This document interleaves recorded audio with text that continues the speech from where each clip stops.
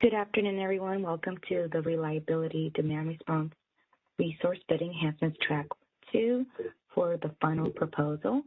I have here Anya Gilbert from the Policy Development Team, as well as Bill Weaver and Sarah Kozel from the Legal Team, and we will are going to help facilitate this meeting and propose the following agenda. Just a little few reminders is that for this meeting, please raise your hand using the top right corner of your screen where you see the right hand raised, and you will be able to be called on. My event producer, Michelle, will be able to unmute you during that time. This meeting agenda will give us a brief overview of this meeting where we're going to go over the infeasibility, dispatch, and discrete RDR registration, as well as the WEIM governing body rule. Next, it will be passed on to Bill, who will present his tariff language as the final agenda. We'll have the next steps to show you where we're at for this initiative. But at this time, feel free to send us anything on the chat so we can make sure we have no technical issues. But other than that, we could go ahead and go over the Kaiser Policy Development Kaiser Policy Initiative stakeholder process for where we're at. And as you can see on the screen on the blue, we're currently on the final proposal heading towards the decision making for this initiative. And then now I will go ahead and introduce Anya to mute herself, and feel free to let me know when to move to the next slide. Anya? Great, thanks so much, Brenda. And let's actually start by moving back one slide back to our timeline. Just wanted to say good afternoon, everyone. I hope everyone had a wonderful weekend. I appreciate your time here today for RDR Bidding Enhancements Track 2 discussion. I'll be discussing our final proposal, and Bill will be discussing the draft tariff language. As noted on this slide, we are at the final proposal stage. And I'll note that this initiative is intended to go to the July Board of Governors for a fall 2022 implementation. In previous papers, we did discuss a May Board of Governors, but this has been moved to a July date to accommodate schedules. This does not change the implementation timeline of fall 2022, and I believe that the release date is scheduled for September 28th. The final proposal that was posted last week is unchanged from the draft final proposal, but I would like to use this time to review the two enhancements in the final proposal, provide a summary of the comments we received from stakeholders, and answer any remaining questions from you all before turning things over to Bill to review the draft tariff language. And before we jump in, to remind folks, Track 2 addresses first, solving what we've called the infeasible dispatch issue by implementing a P-min re-rate functionality in order to accurately reflect RDR in real time, and increasing the discrete RDR cap, which is currently 50 megawatts, to 100 megawatts, and also allow for exceptions on an annual basis. So with that, let's start with the infeasible dispatch issue. And Brenda, perfect. Thanks so much. So this slide we've used in prior presentations. It is intended to represent our problem statement in that RDRs currently can be moved up and down between their bid and a P-min of 0, which from a utility program perspective looks like the program is turning off, whereas from the Kaiser's perspective, this is a feasible market outcome. And while this wasn't as big of an issue prior to summer enhancements, which were implemented last August, because RDR was mostly exceptionally dispatched, moving RDR to being dispatched by the market more often, this unintended consequence of moving RDR up and down is anticipated to occur more frequently. So to walk folks through these two graphs, which are both considered feasible market outcomes, this scenario, both on the left and right, is looking at a 15-minute dispatchable RDR-R with a Pmax of 10, a P-min of 0, a shaped bid curve represented by the gray bars, and a daily max runtime of 5 hours. The orange bar represents the committed day-ahead quantity, And since this enhancement is only for discrete RDRR, which is real-time only, the resource does not have a day-ahead award. The blue bars in front show the dispatched real-time quantity. And when we look at the two graphs, the figure on the left shows a scenario where the resource is continuously dispatched in real time from hour ending 17 through hour ending 21, whereas the figure on the right shows an equally feasible scenario where the resource is not continuously dispatched from hour ending 16 to 20. Again, the figure on the left and right represents feasible market solutions today, but we recognize from a program perspective, when a resource is dispatched to a P-min of 0, it may look like a shutoff to the resource. So let's move to the next slide.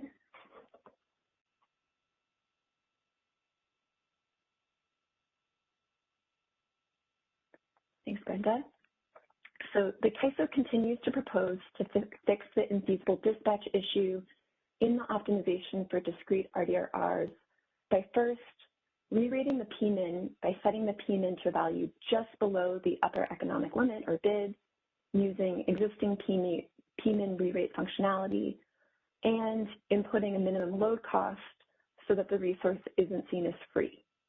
And to do this, we're planning on adding the value of the product of the bid price and economic limit to the existing minimum load cost. And the purpose of this is to enable the market to commit discrete RDR when RDR is activated like a generator with a non-zero P-min. The P-min re-rate and the minimum load cost will be eligible for BCR, but I'll remind folks that only 5-minute and 15-minute RDR is eligible for BCR. This change will also change the range that discrete RDR can set the price. Instead of setting the price between their P-min of 0 and upper economic limit, they'll only be able to set the price between their re-rated P-min and P-max. However, the intent here is to best reflect RDR's operational capabilities to the market, and we do have initiatives to take on price formation more holistically coming up as well. So let's move to the next slide. Here we have an example, and it's been provided in previous presentations as well as in the paper, but to highlight how the P-min re-rate functionality works. Again, if we have this same resource with a P-max of 10 and a P-min of 0, which is a discrete resource with a max runtime of 5 hours and a bid of 950 per megawatt hour, the P-min would be rated right below the upper economic limit, and the minimum load cost would be a product of their bid price of 950 and their upper economic limit of 6 megawatts. So again, the gray bar in the back represents the available quantity or upper economic limit as submitted in bids. And as you can see, even though the resource has a P-max of 10, the bids that they submit are shaped. The orange bar, again, is the day ahead commitment, which is 0, because we're looking at a discrete RDRR, which is real-time only. And the yellow bar represents the re-rate that Kaiser has gone in and done after the close of the day ahead market. So that P-min is re-rated just below the upper economic limit. And then the blue bar represents what the resource is dispatched to in real time. And it's hard to see the variation graphically, so the table below is meant to highlight the difference with the P-min re-rate and upper economic limit. And really, as you can see from our ending 18 to 21, the resource is toggled back and forth between its re-rated P-min to its upper economic limit, back down to its re-rated P-min, and then back up to its upper economic limit. So in this example, there is still movement between that bid or upper economic limit and the P-min of the resource, but that movement is largely immaterial due to that P-min re-rate functionality. And lastly, BCR is calculated over the course of the day, but if we just look at the one interval from our ending 18, when the resource is dispatched to 5.9 megawatts and their minimum operating limit of 5.9, their that limit and the minimum load costs are passed on to the pre-settlement system for BCR if they are short over the course of the day. So let's move to actually, I'm going to stay here. Can you back up one slide? I just want to flag some of the stakeholder feedback we received. SCE commented that the Kaiser has addressed most of their concerns, and we also heard from the council and DMM that were supportive of the enhancement. So thank you to those that submitted comments. It was very helpful and appreciated. I will note DMM further suggested that the Kaiser could improve RDRR by modeling in a future initiative continuous RDRRs in a manner that allowed RDRs to submit non-zero minimum load costs. And as we outlined in the final proposal, we do have some suggested preconditions for developing those minimum load costs for continuous RDRRs. First, suggesting that the RDR settlement agreement would need to be updated to reflect the pivot of RDRR as a cost-based resource rather than a reliability resource. And second, we're suggesting that the underlying retail tariffs that participate as RDRR incorporate the concept of minimum load. And if both of these preconditions were met, the Kaiser also agrees that we could support exploring a non-zero minimum load cost for continuous RDRs in a future initiative. I also want to note for RDRRs that are truly price responsive, we recommend potentially using the PDR model rather than RDRR. So let me pause there and see if there's any questions.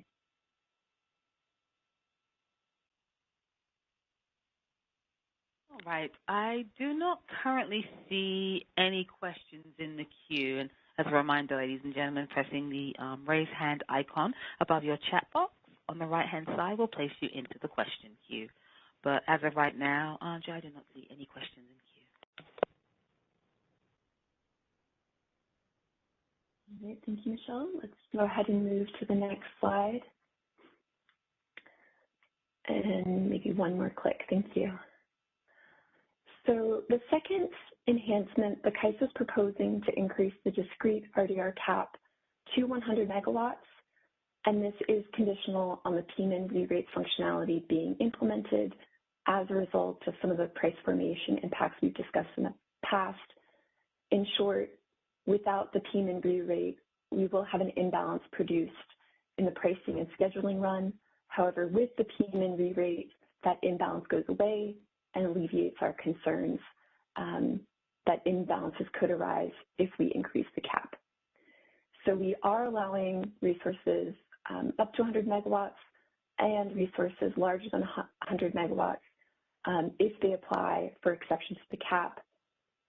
So the resources in excess of 100 megawatts would need to submit an affidavit as part of the master file registration process, and that affidavit would need to attest that the RDR resource is located at a single site, the RDR load cannot be safely or operationally split, the RDR does not have the ability to operate continuously based on the source of load providing curtailment, and we need to attest the type of load or technology providing load curtailment during that RDRR event.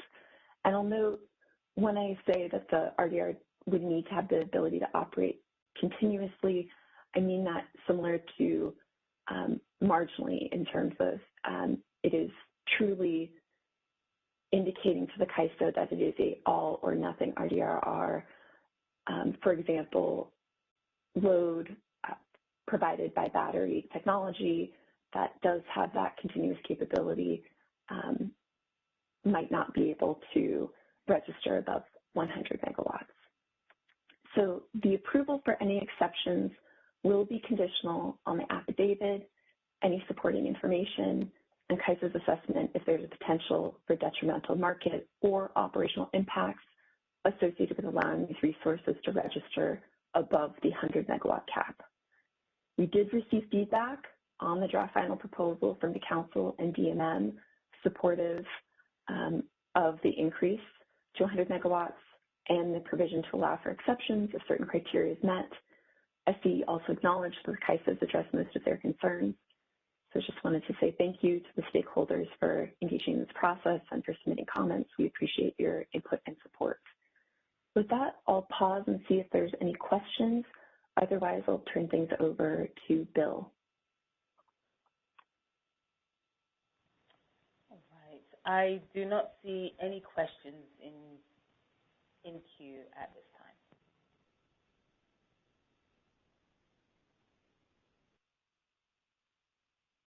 Well, this is Bill Weaver. Oh, thanks. I already got the presenting rights here. I'm just going to share my screen. So the tariff revisions shouldn't surprise anyone, as they're pretty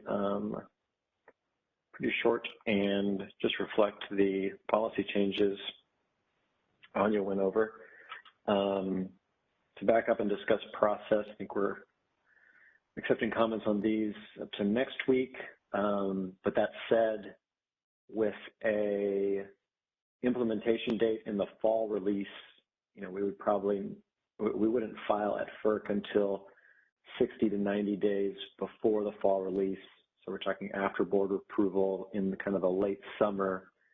And so if anyone has other comments or suggestions, we're able to change the tariff language up until the filing.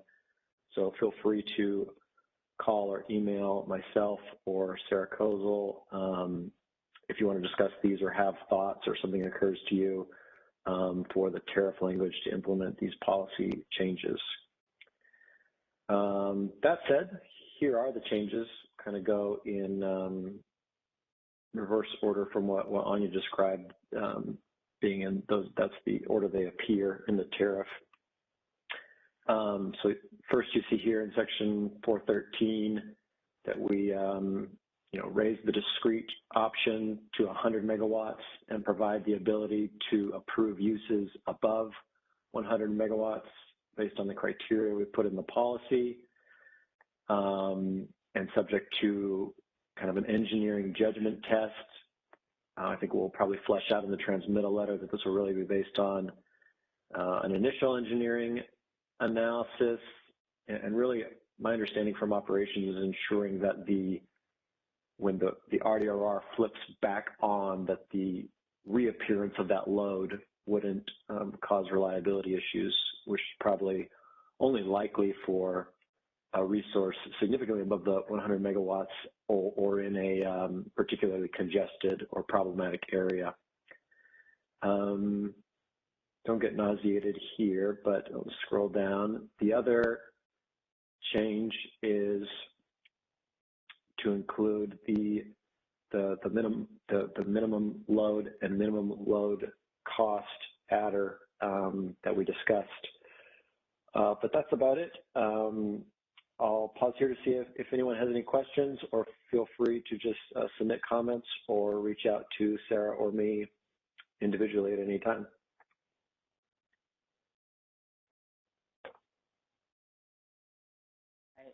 It looks like there are currently no questions in queue. Okay, thanks. Well, I will cede all rights back to the team.